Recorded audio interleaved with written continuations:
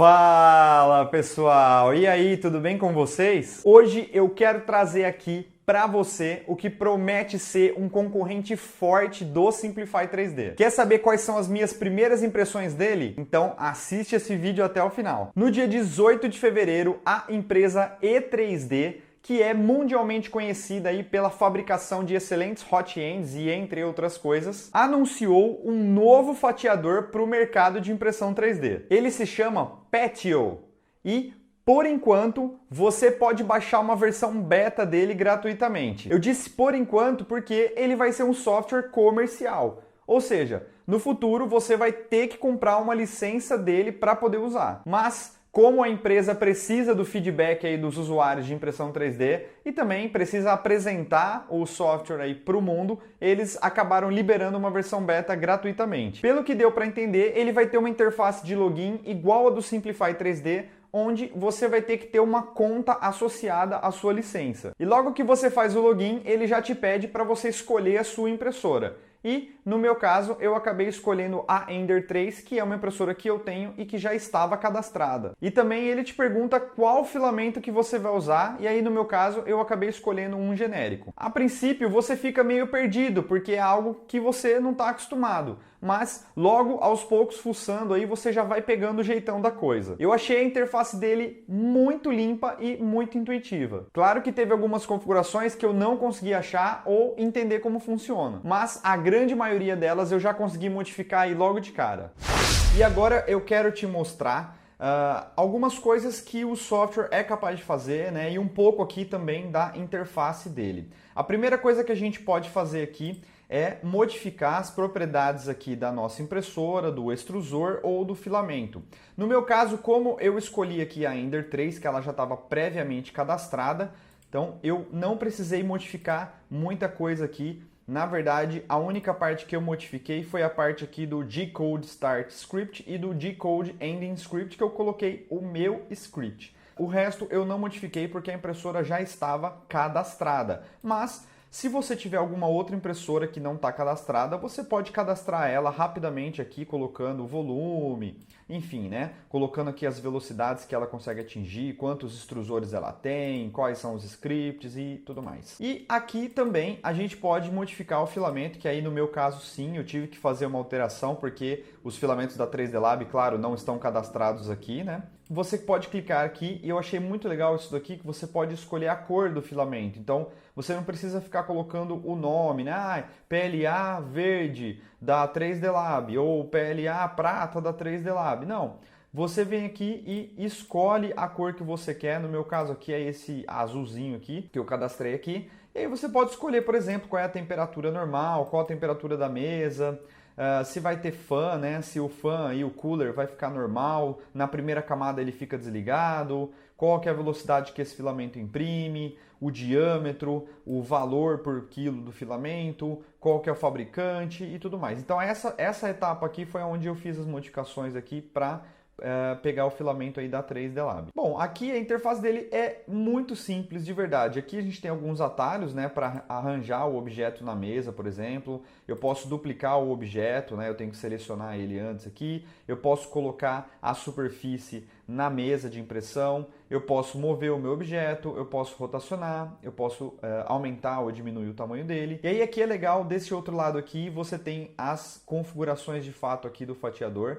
E aí é muito legal porque você pode configurar todas elas uma única vez e depois você pode vir aqui e alterar somente as configurações favoritas, né? Por exemplo, a altura da camada, né? A resolução que a sua impressão vai funcionar, a quantidade de voltas, aí, de perímetros que você está usando, ele até coloca aqui tracks, né? Que aí fica bem fácil de você entender, a quantidade de preenchimento que você vai usar, se você vai gerar suporte, qual a temperatura aqui do seu hot end que você vai usar. Então essas configurações aqui facilitam, porque é como eu te falei, você configura uma única vez e depois você só altera aqui as principais. Na parte de qualidade, você pode ver aqui também que é bem intuitivo, ele tem aqui a parte da resolução, né, o multiplicador de extrusão, tem a parte de retração aqui, a parte do Z-Hop, né, que é aquela levantadinha que o bico dá para fazer a movimentação.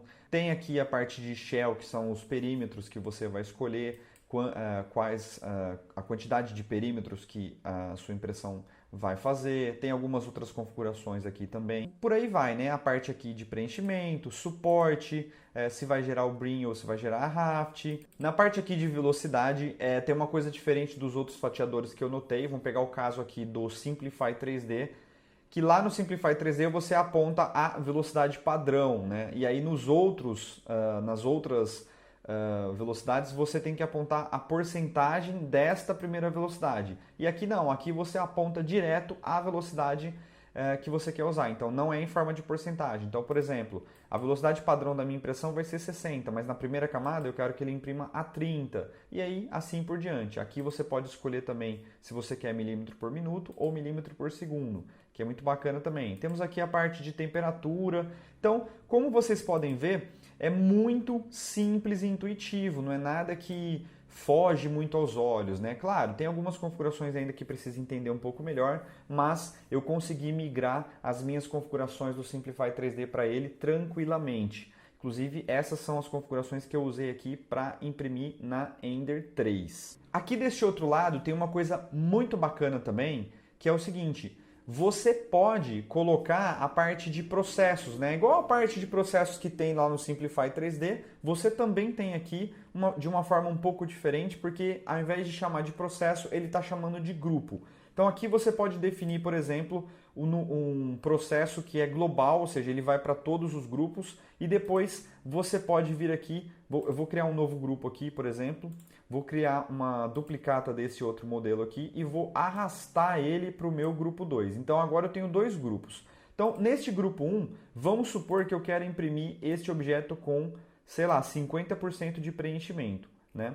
E aí no grupo 2 ele vai ficar com 10. Então perceba que é exatamente ali a mesma coisa dos processos que o Simplify 3D aborda. Eu não sei se ele consegue tratar isso de forma a imprimir vários grupos na mesma altura como o Simplify 3D faz. Eu ainda não descobri se dá para fazer isso ou não, mas já é uma grande vantagem também de você imprimir várias peças ao mesmo tempo com várias configurações diferentes também. É muito legal e muito intuitivo.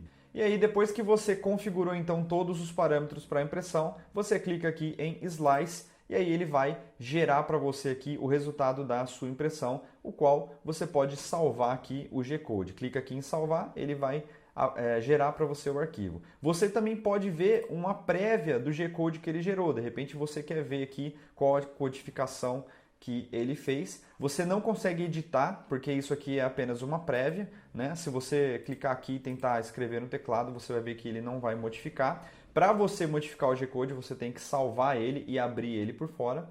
E é muito legal. Eu acho que então a gente já pode mandar então. Ele já veio com essa pecinha aqui do próprio fatiador. E aí a gente já pode mandar então para impressão para ver como que esse fatiador aí se sai na minha primeira impressão.